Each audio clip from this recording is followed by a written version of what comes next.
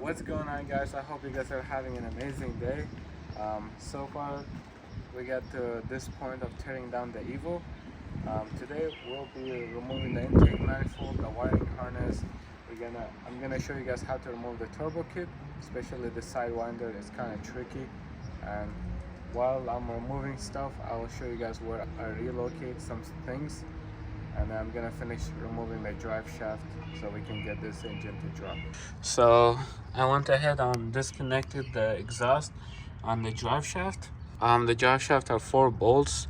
One end is 12 and the other end is 14.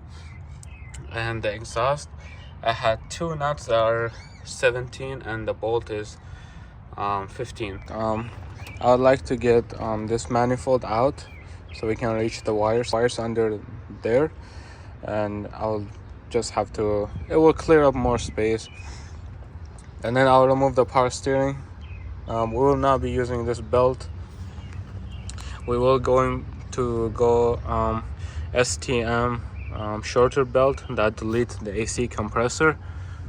So to remove the manifold, all you have to do is remove, there's 1 bolt over there, there's 1 over there, one nut right there, and 1 over there, as you guys can see, and then 1 last one over there. Go ahead and remove all the wiring connectors that go to the manifold, there's 1 for the evap right here, and 1 for the intake IAT or temp. Next, we got this map sensor. This is an Omni 4 map sensor. So let's get that one disconnected. So it's really simple. You just have to pick this thing up and then just slide it out. Next, let's remove the throttle body connector. Just click it, push. So we got 2 coolant hoses. There's 1 over here, there's 1 down there. Let's remove these 2. So we're gonna grab a 13mm and I'm just gonna hit these balls. There's 1 over here.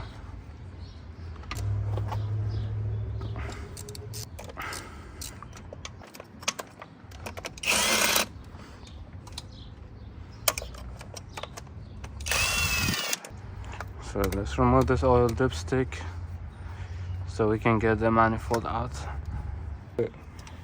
Remove all the wires that go through the intake manifold. Slowly, make sure you don't damage anything.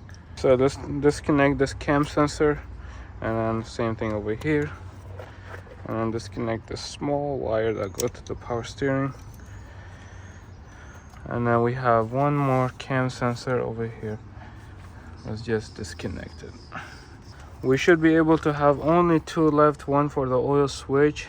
Just press and pull, looks like this. And then for the knock, you just have to grab a pick, just pick it like this and then pull.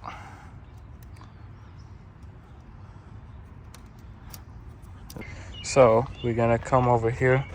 We're gonna disconnect 2 connectors that go to transmission. There's 1 a silver one, just press, pull, this one, and then there's another one, a black one, just push and pull. Then I'll remove the ground, and then just to remember where the ground used to go, just put the bolt back in. And then we got 1 cam sensor right there. Ooh, this one started to get melted. I should probably do something about this before it gets worse. Look like all the wires are good, so we'll just have to depin this, put a new connector on. Next, let's move this beautiful JDC cover. Let's remove these titanium bolts, and then we're gonna get to the last 4 connectors for this wiring harness, and this will be all out. Very simple, easy to do. So let's get that valve cover out. Ooh, love it.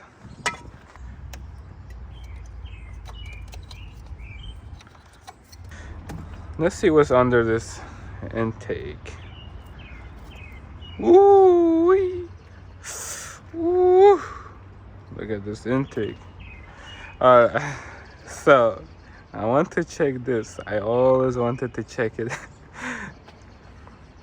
So this car has not been running a BOV for 3 months. Since the car was running, I never ran a BOV. So, moment of truth. Will there be shaft play? I'm saying no. Ooh, look at that. There is little shaft play because it doesn't have oil. But look at that. No shaft play back and forth, up and down, side to side. You see, people, don't run BOVs. Who need BOVs? We need, you know? So, what's next? That's a good question. Let's get rid of this wire. We don't need that wire anymore for now. Disconnect the alternator. Next, we're gonna remove this starter power wire. Next, we're gonna remove this 12mm ground.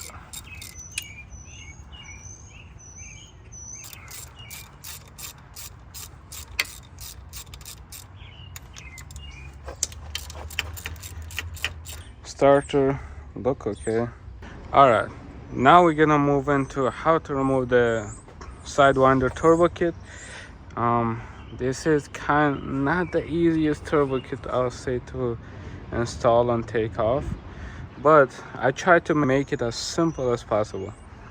So this turbo blanket, just slide it right out. You will have to remove the compressor first. There's a couple bolts on the back, just remove them.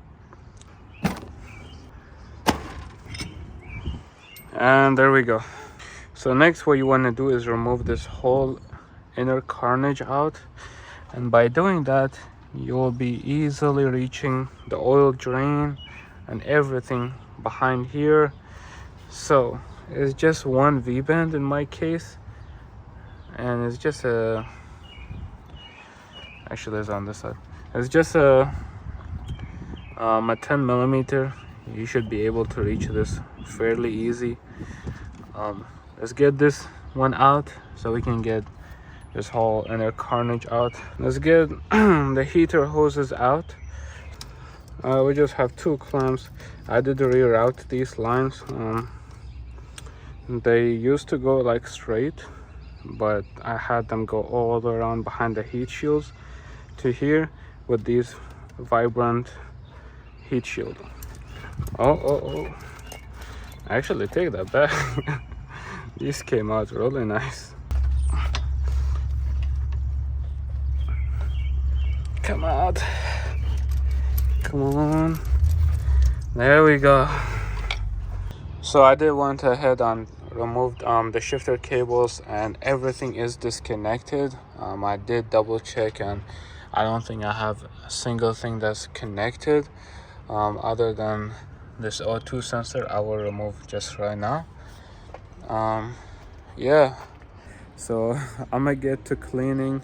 I got all this to clean. I got the floor to clean. Make sure everything is plugged off and nothing go inside the engine. And I am dirty. Look at my face, is all a mess. So I'm gonna get cleaning. So I hope you guys enjoyed today's video. Make sure you guys like, subscribe, follow. It does mean a lot to me. I'll see you guys in the next one. Peace.